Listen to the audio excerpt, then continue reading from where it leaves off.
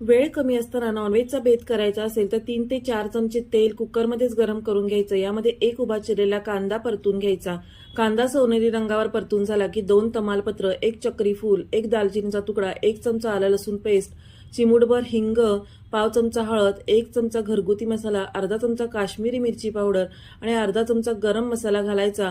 सोबतच इथे आपण 2 चमचे इथे कांदा खोबरं मसाला घालून घेतलेला आहे। आता यावर आपण चिकन घालायचं आणि हे चिकन मोठ्या आचेवरच आपल्याला परतून घ्यायचं आहे।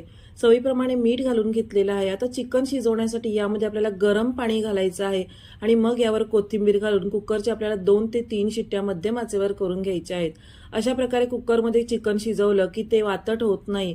गरम पाण्यामुळे चिकन नरम तयार होतो आणि इथे तुम्ही बघू शकता मस्त तर्रीदार असा आपला झणझणीत चिकनचा रस्सा तयार झालेला आहे। तर अशाच नवीन नवीन रेसिपीज आणि किचन टिप्ससाठी वैशाली मेजवानीला सबस्क्राईब करा।